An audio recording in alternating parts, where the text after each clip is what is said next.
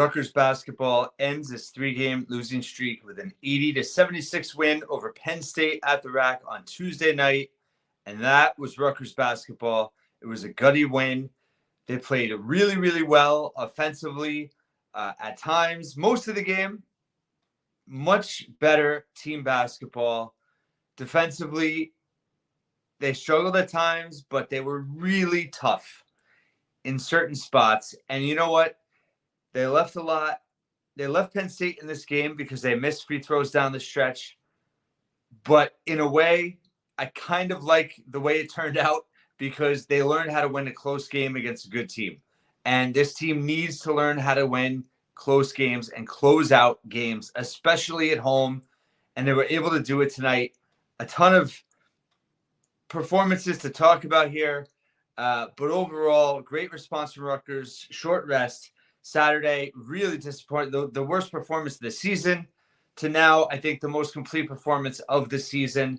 I said in the preview, they were going to have to win this game 85-80. They won it 80-76. Rutgers came into the game shooting 76% from the free throw line, which is crazy. They had a really poor night from the free throw line, and it almost cost them. They were 14-25, just 56%. They were just 6-15 in the second half.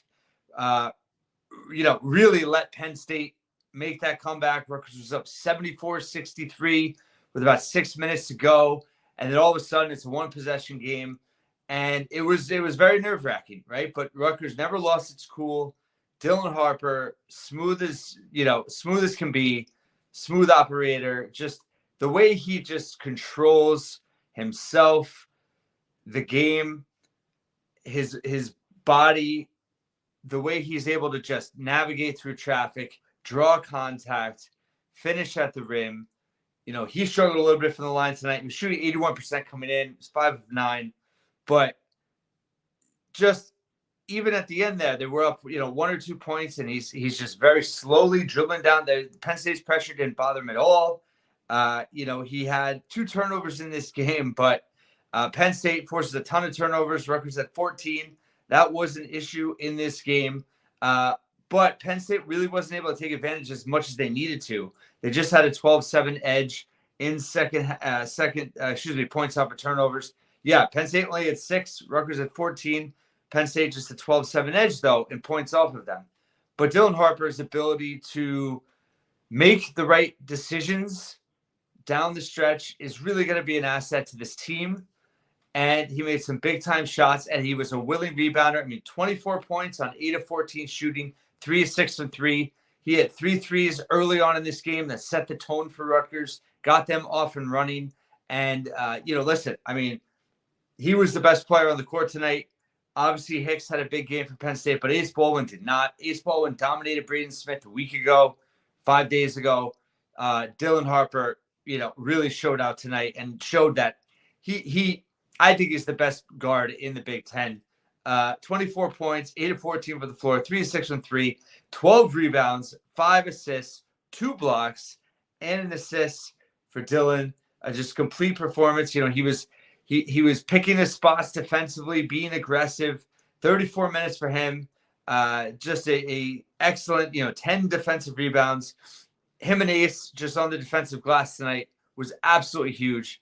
And let's just take a minute. Ace Bailey, I've been hard on him, and he delivered just such an inspiring performance in this game. I'm so impressed with how he responded and played so maturely in this game. He just played. He didn't worry about what his shots were looking like, where he was taking his shots.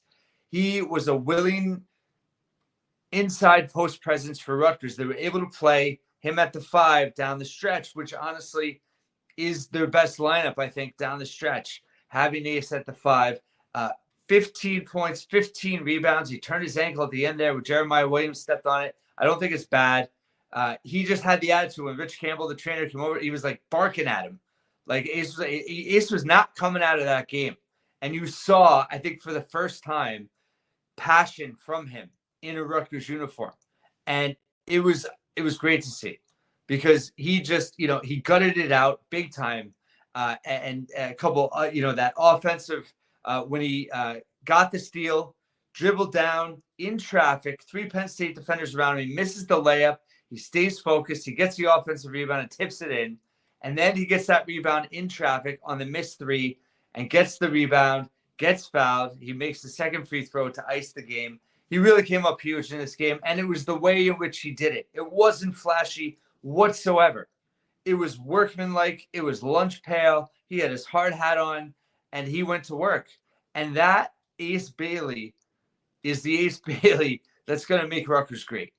His greatness cannot be contained. He is going to have highlight reel moments, but the work that he put in tonight, the gutty, gritty work, the little things. I mean, it was beautiful. It was great to see because he proved his Rutgers. I don't know what I'm trying to say here. He earned his varsity jacket. I don't know, but like he proved to be a Rutgers player tonight. Like he cares, and he showed passion.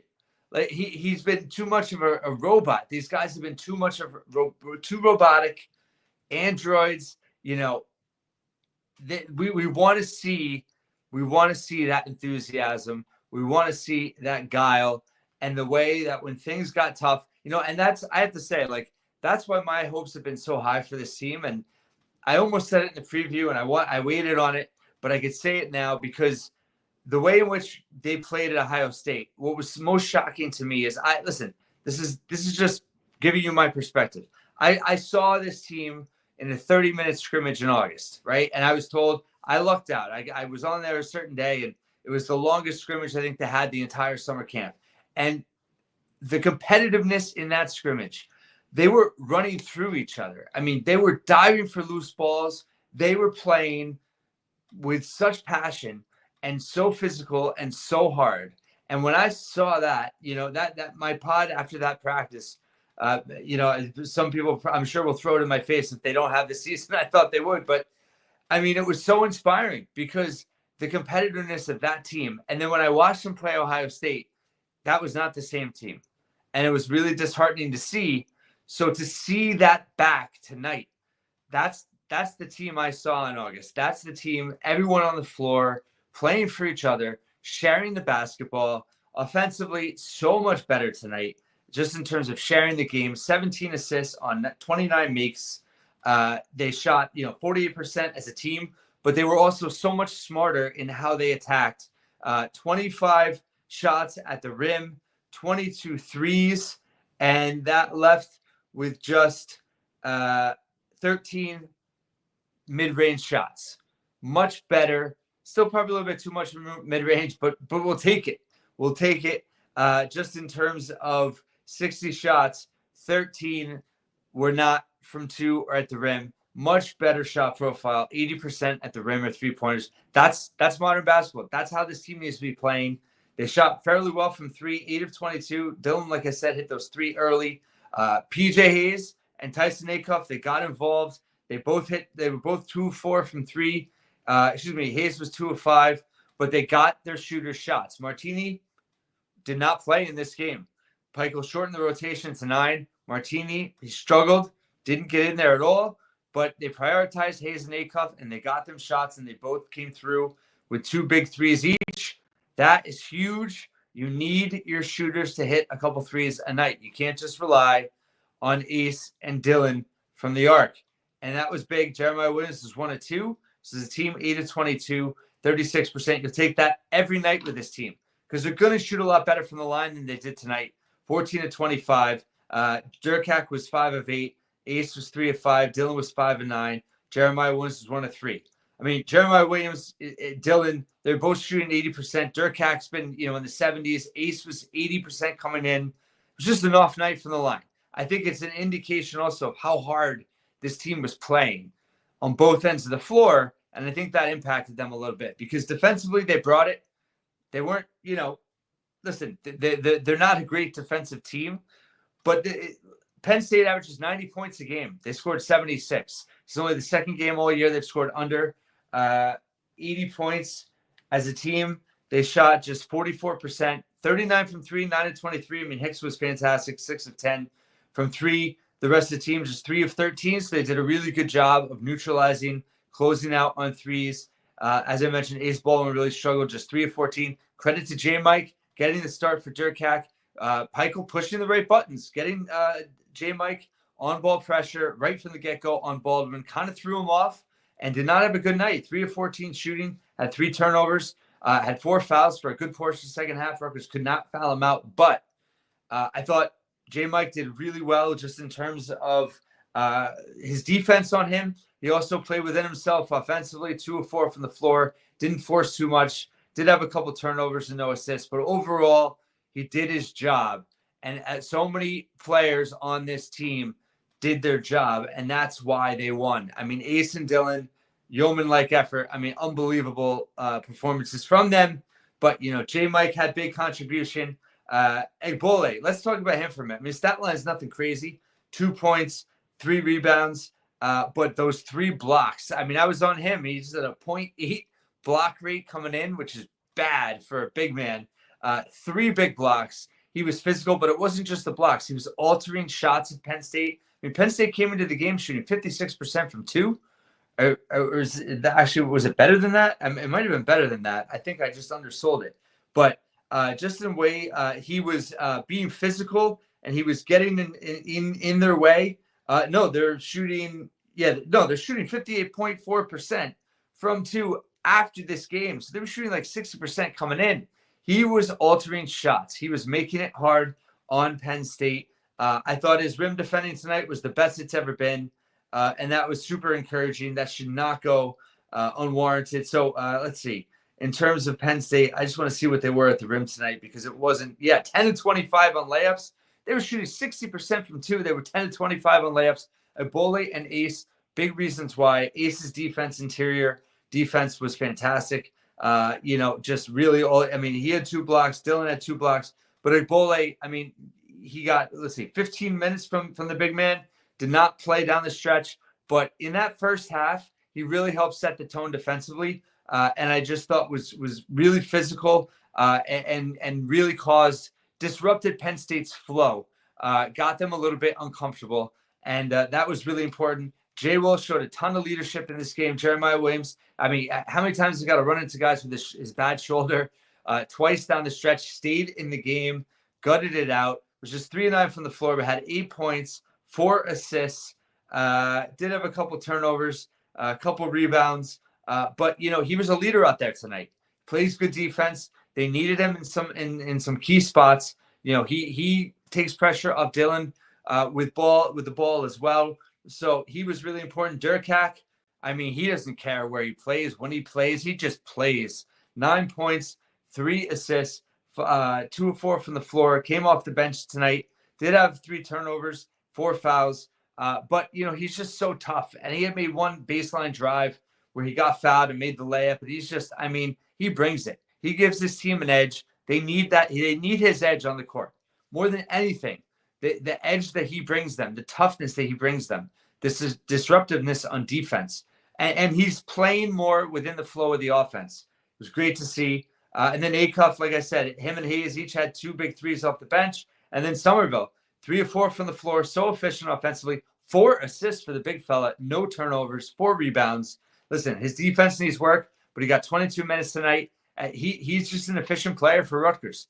And they got contribute. Listen, they had seven players with 6 or more points, 6 players with 3 or more boards, 4 players with 3 or more assists, 3 players with 2 or more blocks, multiple contributions.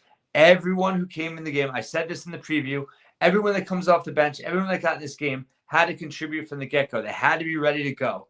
And they got contributions from everybody on this team that played tonight. Everyone gave them something.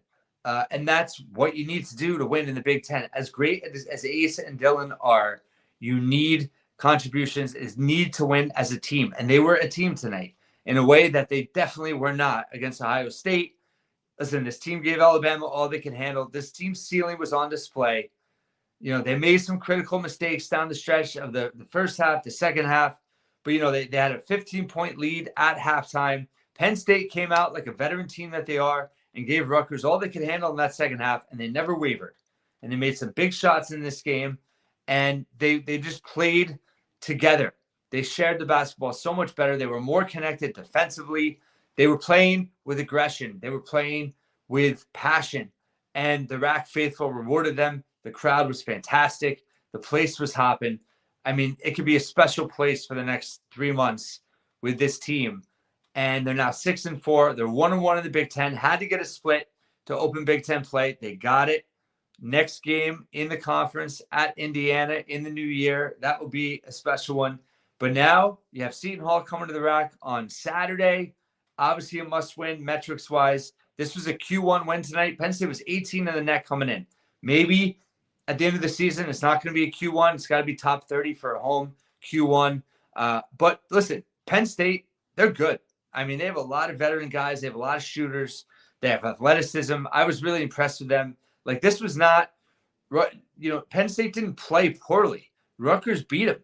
And I think that is a great sign. They play at Happy Valley later in the season. That's going to be a tough one. But I just thought the way in which Rutgers attacked the game, the way they played with passion with each other, it was just great to see. And these freshmen, listen, Dylan and Ace, I've been seeing, they're maybe going to, listen, they're here 1 year, but they're invested. They are emotionally invested. They are all in. You saw it tonight. They want to win. This team was tired of not winning, and you saw that on the floor tonight, and that's what was so encouraging. You have Seton Hall on Saturday, Princeton the week after, Columbia the week after that. You got to run the table. You got to win those games. Go into January 9-4. Listen, they're going to jump up a lot after this game. They were in the, I think, 84 coming in the net. They're going to be, if they can win all those games, listen, they could go into January in the 60s. If you go into January in the 60s, yeah, they have the Kennesaw State loss. Right now, it's a Q2 loss last time I checked. Not a devastating loss at all on the road. The sky's the limit. Everything's still in front of them. They didn't play their best so far. Ohio State game was a really bad performance. They lost 2 really close games. They had a chance of winning. That would have been signature wins for them. The sky is not falling. And this team showed that when they play together, when they play with purpose, when they execute the game plan, they're a really good team. And tonight was a really big win for this program. Just looking if there's any other stats I wanted to. Points per possession, 1.127. That's a good night analytically for Rutgers. Let's see, Penn State remained at 33 after this loss, but Rutgers jumped up big time. They jumped up 74-68 in KenPom after this game. Rutgers now, in terms of offensively, they're 60th nationally. Defense just 94th. But that was a big performance for them. Let's look at some metrics here to see if we can quantify it. Offensively, one of their best nights, 109.5 offensive efficiency, 55% effective field goals. Really good there. Free throw rate, 41.7, pretty good. They got to the line a good amount, much more than Penn State. 55% from 2, 36 from 3. It was just the foul line that was an issue. And overall, listen, they kept Penn State off the line. That was important. They kept them off the offensive glass, just 15% offensive rate there. And like I said, they really made things hard for Penn State in the paint. Points in the paint, before I forget, that was a big win for Rutgers in this game after getting demolished by Ohio State. Points in the paint, 42-34. Also on the glass, 46-32. That is just massive. Second chance points, 22-8, 12-6 on offensive rebounds. Tremendous job by Rutgers. They wanted it more in this game. They wanted it more. And just to close, for those of us that have rooted for this program for so many years, I mean, that's why I just felt that people that were giving up and wanting to write off this team just felt a little bit too early. All right. It's only December. Basketball is a different animal. It's a marathon. It's not a sprint. Steve Peichel deserves the benefit of the doubt. He's had slow starts before. He's gotten those teams to perform. This team's ceiling is still higher than any team he's ever had at Rutgers. And it's taken a bit to get things kind of worked out. Now, just because they played so well today doesn't mean they're going to show up on Saturday. Every game is a step forward. But you saw their potential today. You saw their ability to rebound, to defend, two big concerns we've had for this team, and they did it in a big way that led to the victory tonight. And again, going back to Ace and Dylan, I mean, Dylan is just so skilled. He's a pro on the floor right now, the way he impacts basketball games. And Ace's performance, no frills, workmanlike, and he was just tough. And that was great to see. This team is still evolving. They were able to get their three-point shooters going a little bit. Jay Will didn't even have his best game. You know, they didn't shoot well from the line. They turned it over way too much, and they still got a big-time win. Sky's the limit for this team. They still have flaws. They're still going to have to get a lot better to really compete in the Big Ten long-term. Got to be consistent. But their resume, they notched their first signature win of the season, a Q1 win, now 1-3 in quad one games. But now they have a path back to finish out December strong. Got to do that, and then let the chips fall where they may in January with a big time set early in the month. You have that 3-game home stretch against Wisconsin, Purdue, and UCLA with Indiana before that. I mean, you got a chance to make some noise here. And tonight was a big step forward. Thanks so much for listening and watching once again here at the Scarlet Faithful podcast.